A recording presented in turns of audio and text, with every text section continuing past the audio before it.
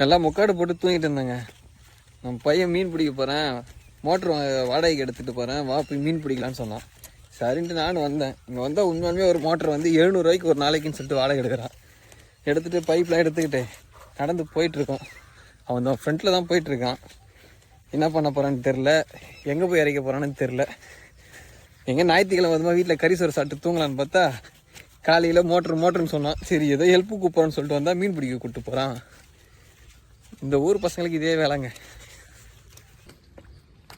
பார்த்தீங்களா, இதுதான் அது மனசாட்சியே இல்லாமல் கூட்டின்னு வந்திருக்கிறேன். எவ்வளோ பெரிய இடத்துக்கு கூட்டின்னு வந்திருக்கேன் பாருங்க. பல நாட்களாக அந்த தண்ணி வந்து இப்படியே தான் இருக்குது. இதில் மீன் பிடிச்சா இருக்கும் அப்படின்னு சொல்லிட்டு இவனோட நம்பிக்கை. ஆனால் மீன் இருக்குமான்றது சந்தேகம் தான் எனக்கு. பார்ப்போம் என்ன நடக்குது.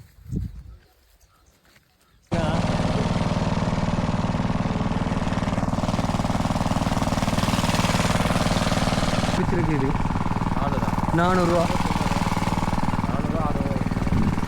இன்னும் எவ்வளோ பிடிக்குன்னு தெரியல. இந்த பக்கம் வடிஞ்சு வந்துட்டு இருக்கு. இதை பார்க்காமலே நாங்கள் இவ்வளோ நேரம் எரிச்சு நின்றுக்கிறோம். அருமை. லில்லிலாம் இருக்கு பாருங்க. இந்த ஸ்பீடாக ஒன்றா வச்சு விடுமா தண்ணியை ஸ்பீடாக வச்சு விடுமா. ஸ்லோவாக வந்து இந்த தண்ணியை இந்த பைப்பை தூக்கி இது மேலே போட்டு தண்ணி வேகமாக வர வச்சிட்டான். வேலை குத்து விட்டான். மோட்ரு போகிற தண்ணி இப்போ இதில் வந்து நிற்குது.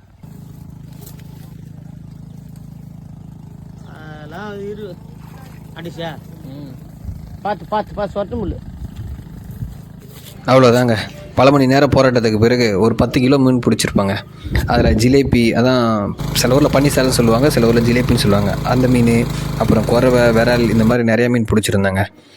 அதில் ஒரே ஒரு ஜிலேபியை மட்டும் வீட்டுக்கு எடுத்துகிட்டு வந்தாங்க. எடுத்துகிட்டு வந்து அதோடய தோழி நல்லா ஃபுல்லாக விரும்பிச்சிட்டு அதில் குழம்பு மிளகாத்தூள் இருக்கும் இல்லையா, அது, மஞ்சள் தூள், அப்புறம் கார மிளகாத்தூள் இருக்கும்ல அது, கொஞ்சம் உப்பு, அப்புறம் கொஞ்சம் எண்ணெய் நல்லா குழப்பி அந்த மீன் மேலே நல்லா தடவிட்டாங்க.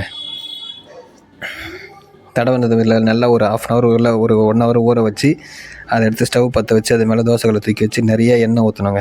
எண்ணெய் ஊற்றிட்டு அதை அந்த மீனை தூக்கி போட்டாங்க. நல்லா பொரிஞ்சு சூப்பராக வெந்துச்சுங்க. அதோடைய வாசனையே கொஞ்சம் நல்லா தான் இருந்துச்சு.